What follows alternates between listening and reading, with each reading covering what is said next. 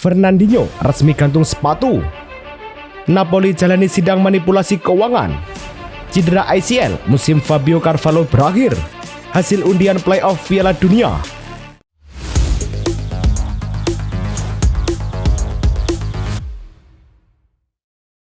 Halo Soccer Mania, kembali lagi di Blessing Soccer News. Kali ini kami sudah siapkan berita-berita terbaru seputar dunia sepak bola. Tentunya untuk kalian semua, selamat menyaksikan. Fernandinho, mantan Manchester City secara resmi mengumumkan pensiun dari sepak bola pada usia 40 tahun. Setelah tampil dalam sebuah laga amal di Curitiba, pernyataan ini disampaikan usai pertandingan, di mana ia mengakui sudah ingin fokus menghabiskan waktu bersama keluarga. Fernandinho mengukir sejarah di City dengan 9 tahun membela klub, meraih 5 gelar Premier League, 6 Piala Dunia, dan 1 FA Cup. Total 383 penampilan. Karirnya ditutup di Atletico Paranaense, klub tempat ia memulai debut profesional pada 2003. Aaron Ramsey, mantan gelandang Arsenal, sudah mengakhiri kontraknya dengan klub Meksiko, Pumas. Meski belum menyatakan pensiun sebagai pemain, dalam wawancara Ramsey mengaku terbuka menapaki jalur kepelatihan. Ia saat ini tengah menempuh lisensi pro dan pernah menangani tim U18 Cardiff, serta memimpin Cardiff selama 3 pertandingan terakhir. Saya menikmati proses itu, termasuk pengalaman dengan tim Wales pekan lalu, ujarnya. Ramsey menegaskan kepelatihan kini menjadi opsi serius untuk masa depan karirnya di dunia sepak bola. Nigeria, Ghana, dan Pantai Gading disebut siap bersaing untuk menjadi tuan rumah Piala Dunia FIFA di masa depan. Pernyataan ini disampaikan Kofi Adams, Menteri Olahraga dan Rekreasi Ghana, saat menghadiri sebuah acara resmi. Adams menekankan bahwa tren FIFA kini mendukung penyelenggaraan bersama beberapa negara. Ghana, Nigeria, dan Pantai Gading dinilai memiliki pengalaman dan investasi infrastruktur yang memadai, serta menjadi tuan rumah Piala Afrika baru-baru ini. Stephy Mavididi, winger Leicester City, akhirnya membuka pintu untuk bermain bagi tim nasional DR Kongo. Setelah sebelumnya menolak beberapa kali pemanggilan, menurut keluarganya, Mavididi siap mempertahankan warna Leopards dan hanya tinggal menunggu panggilan dari pelatih. Keputusan ini muncul di tengah momentum besar bagi DR Kongo. Mereka kini hanya selangkah dari lolos ke Piala Dunia usai kemenangan atas Nigeria dalam babak playoff. Sebelumnya, Mavididi menunda pilihan internasional karena berharap mendapatkan panggilan ke tim senior Inggris. RMC Sport melaporkan bahwa Ousmane Dembélé berada di jalur tepat untuk kembali memperkuat Paris Saint-Germain dan diperkirakan masuk skuad pada laga Liga Champions menghadapi Tottenham Rabu mendatang. Latihan hari Jumat akan menjadi penentu ketika tim medis menilai respon kebugarannya sebelum memberikan izin penuh. PSG tetap berhati-hati mengingat masalah fisik yang dialami pemain sayap tersebut dalam beberapa pekan terakhir. Jika evaluasi berjalan baik, Dembélé bahkan berpeluang tampil lebih cepat pada akhir pekan. Paul Pogba diperkirakan akan melakukan debutnya untuk AS Monaco pada laga tandang melawan Rennes akhir pekan ini, 4 bulan setelah bergabung dengan klub. Menurut laporan El Quipe, gelandang 32 tahun itu menunjukkan kemajuan signifikan dalam sesi latihan terakhir. Pogba terakhir kali bermain secara resmi pada September 2023 saat membela Juventus melawan Empoli selama 28 menit. Upaya comeback sebelumnya sering tertunda. Kini, Monaco berharap debut Pogba yang tertunda bisa segera terwujud. Borussia Dortmund kembali mencoba memperpanjang kontrak Karim Adeyemi, namun pembicaraan belum menemukan titik temu. Laporan Sky Deutschland menyebut klub menawarkan kenaikan gaji dari 475.000 euro menjadi 600.000 euro per bulan untuk perpanjangan masa kerja sang penyerang yang habis pada 2027. Meski begitu, Adeyemi dan agennya Jorge Mendes menilai proposal tersebut belum cukup. Minat dari klub Inggris seperti Manchester City dan Liverpool ikut memperkuat posisi pihak pemain, terutama setelah kontribusi Adeyemi musim ini. Hiroki Ito memastikan dirinya siap tampil ketika Bayern Munchen menghadapi SC Freiburg di Bundesliga Matchday 11 Sabtu mendatang. Setelah absen 7 bulan karena cedera tulang tengah kaki ketiga dalam karirnya, bek asal Jepang ini mengatakan kepada Sky, ya, ketika ditanya soal kesiapan. Staf medis Bayern melaporkan tidak ada kendala selama 2 pekan latihan penuh bersama tim. Sementara pelatih Vincent Kompany menilai kehadiran itu menjadi tambahan penting di lini belakang. Sebelumnya, itu sempat menunjukkan kemampuan bertahan dan fleksibilitasnya.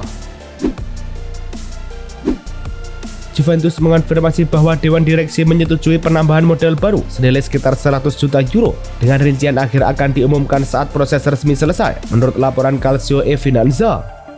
klub akan membuktikan hingga 37,9 juta saham baru serta 10% dari saham saat ini yang dijual langsung kepada investor institusional. Penambahan modal ini mendukung rencana strategis 2024-2027 Juventus, memperkuat keuangan, mengurangi hutang, dan meningkatkan likuiditas. Langkah ini memberi Juventus ruang finansial lebih besar untuk jendela transfer mendatang dan menjaga stabilitas klub. Denzel Dumfries dipastikan absen pada laga Inter melawan AC Milan akibat cedera. Menurut laporan OneFootball, kehadiran pemain sayap ini menjadi masalah bagi Inter, terutama karena Matteo Darmian baru pulih dari cedera dan performa Luis Enrique belum memenuhi harapan. Pelatih Inter kini harus mencari solusi taktis, kemungkinan menurunkan Carlos Augusto di sisi yang berlawanan seperti yang pernah dicoba melawan Lazio dan Fiorentina. Sementara itu, kondisi Zielinski juga masih diragukan. Presiden Napoli Aurelio De Laurentiis bersama tangan kanannya Andrea Chiavelli dan klub dijadwalkan menjalani persidangan terkait dugaan pemalsuan laporan keuangan untuk periode 2019 hingga 2021 menurut laporan ANSA. Fokus penyelidikan adalah dugaan capital gain fiktif dari penjualan Kostas Manolas ke Roma pada 2019 dan pembelian Victor Osimhen dari Lille pada 2020 dalam laporan keuangan 2021. Napoli mencatat nilai Osimhen dibeli seharga lebih dari 76 juta euro. Kasus Manolas juga dipertanyakan karena struktur transfer yang mempengaruhi laporan keuangan klub. Manuel Akanji, bek Manchester City, mengisyaratkan keinginannya untuk pindah permanen ke Inter Milan dengan nilai 15 juta euro setelah masa pinjaman berakhir musim depan. Sejak tiba di Italia pada musim 2025-2026, pemain asal Swiss itu tampil di semua laga Serie A Nerazzurri. Akanji menegaskan keputusan final akan dipengaruhi jalannya musim, tetapi saat ini ia nyaman bermain di Milan. Di bawah asuhan Christian Cifu, pemain berusia 30 tahun ini membantu Inter bersaing di Serie A dan Liga Champions. AS Roma tengah menimbang kelanjutan kontrak Paulo Dybala yang akan habis pada 30 Juni 2026. Pemain Argentina berusia 32 tahun itu kembali mengalami cedera sehingga absen dari beberapa pertandingan. Sementara gajinya saat ini sekitar 8 juta euro dianggap terlalu tinggi untuk struktur keuangan klub. Laporan Football Italia, Roma sebelumnya mencoba menurunkan gaji Dybala, tetapi negosiasi tidak membuahkan hasil. Klub kini harus menyeimbangkan kualitas Dybala dengan resiko cedera berulang, sekaligus mempertimbangkan apakah proposal kontrak baru sesuai dengan ekspektasi sang pemain. Atletico Madrid menghadapi masalah jelang laga penting setelah Giuliano Simeone mengalami cedera otot dalam sesi latihan, sehingga keikutsertaannya melawan Getafe akhir pekan ini diragukan. Pemain Argentina ini telah menjadi motor serangan Los Rojiblancos dengan catatan 3 gol dan 5 assist di semua kompetisi, termasuk beberapa penampilan krusial. Cedera Simeone menimbulkan kekhawatiran jelang laga Liga Champions melawan Inter Milan pekan depan, di mana kontribusinya sangat dibutuhkan untuk menjaga peluang Atletico tetap hidup. Marcus Rashford tidak mengikuti sesi latihan Barcelona kemarin karena alasan pribadi, bukan cedera seperti yang sempat beredar. Demikian dikonfirmasi jurnalis Javi Miguel. Penjelasan ini tentu menjadi lega bagi para penggemar Blaugrana, mengingat performa Rashford yang sedang menanjak. Penyerang pinjaman dari Manchester United itu sejauh ini telah mencetak 6 gol dan memberikan 9 assist di semua kompetisi musim ini untuk tim asuhan Hansi Flick.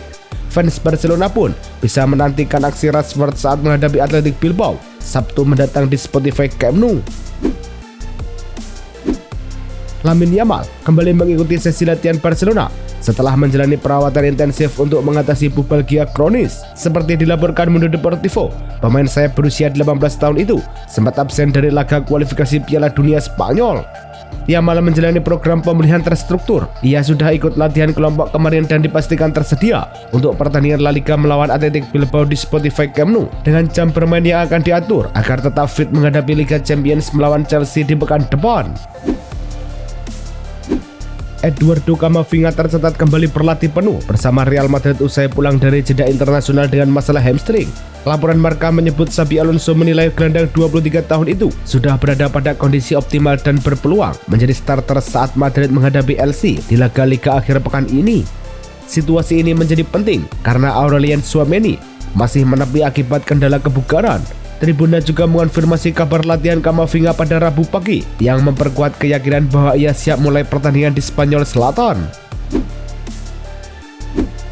Fabio Carvalho dipastikan absen sepanjang musim 2025-2026 setelah mengalami cedera ligamen anterior Asia di Brentford. klub mengonfirmasi bahwa gelandang serang berusia 23 tahun itu telah diperiksa oleh spesialis dan akan menjalani operasi serta program rehabilitasi di klub. Sejauh ini, ia telah mencetak 33 penampilan untuk The Beast, mencetak 6 gol dan 4 assist. Cedera ini menjadi pukulan berat bagi tim yang mengandalkan peran kreatif Carvalho di lini tengah. Crystal Palace dikabarkan telah mengadakan pembicaraan dengan Gianfilippo Mateta terkait perpanjangan kontraknya. Penyerang asal Prancis ini akan habis dalam 18 bulan ke depan.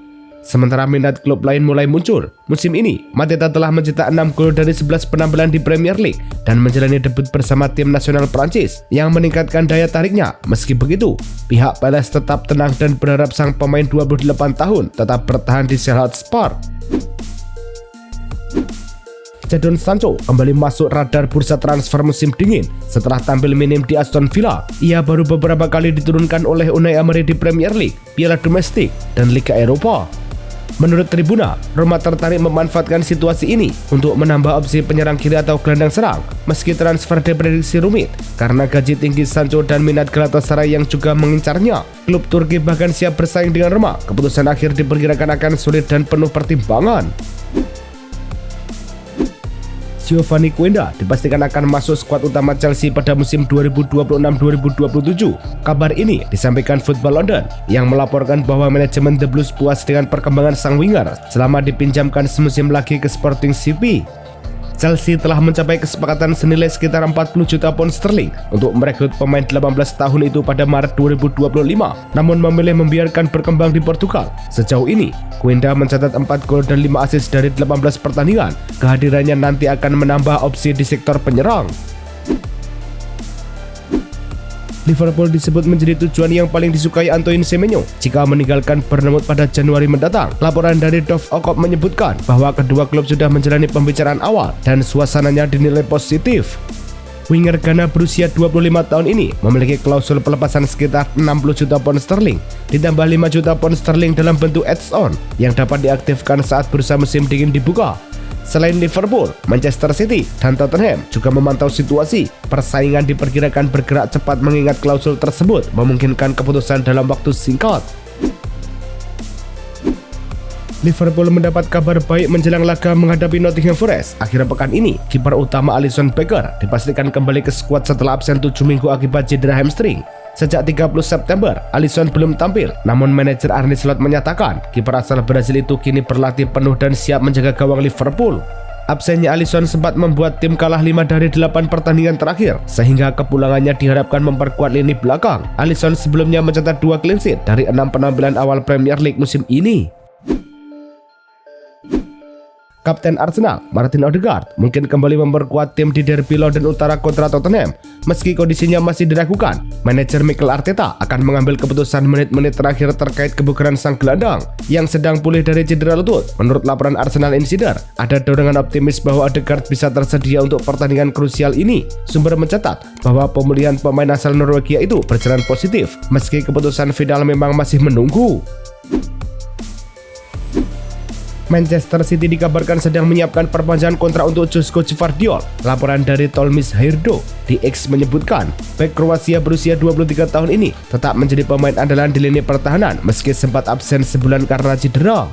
Gvardiol mampu bermain sebagai bek tengah maupun bek kiri, dan dengan kemungkinan kepergian Manuel Akanji ke Inter serta berkurangnya peran John Stones, ia dipandang sebagai aset kunci bagi City. Kontraknya saat ini berlaku hingga 2028 dan klub ingin memastikan pemainnya tetap bertahan. Casemiro berpeluang meninggalkan Manchester United pada musim panas mendatang saat kontraknya berakhir. The Times melaporkan bahwa klub tidak berniat mengaktifkan opsi perpanjangan 1 tahun karena gelandang Brasil itu menerima gaji lebih dari 18 juta euro per musim. United mulai menyiapkan opsi baru di lini tengah. Nama Elliot Ederson dari Nottingham Forest disebut menjadi kandidat utama. Forest bisa meminta biaya hingga 100 juta pound sterling mengingat potensi Ederson yang diprediksi tampil menonjol bersama Inggris di Piala Dunia mendatang. Undian playoff Interkontinental untuk Piala Dunia 2026 telah menetapkan 6 tim yang akan bertarung memperebutkan tiket terakhir ke putaran final. Tim-tim yang terlibat adalah Irak, DR Kongo, Jamaika, Suriname, Bolivia, dan Kaledonia Baru. Irak dan DR Kongo langsung lolos ke final playoff karena peringkat FIFA mereka lebih tinggi. Semifinal akan mempertemukan Kaledonia Baru melawan Jamaika, serta Bolivia menghadapi Suriname. Dengan final dijadwalkan bertemu Irak dan DR Kongo melawan pemenang semifinal. Undian playoff Eropa untuk Piala Dunia 2026 telah selesai digelar, mempertemukan 16 tim yang belum lolos otomatis. Hasil undian menempatkan Italia menghadapi Irlandia Utara di part A, sementara Wales bersua Bosnia and Herzegovina. Part B mempertemukan Ukraina versus Swedia dan Polandia versus Albania. Di part C, Turki melawan Rumania dan Slovakia versus Kosovo. Part D menampilkan Denmark versus Makedonia Utara serta Republik Ceko versus Republik Irlandia. Pemenang masing-masing jalur akan melaju ke putaran final. Itulah tadi kumpulan berita-berita terbaru dari kami. Simak terus berita-berita terbaru lainnya dan jangan lupa like, komen, dan juga subscribe.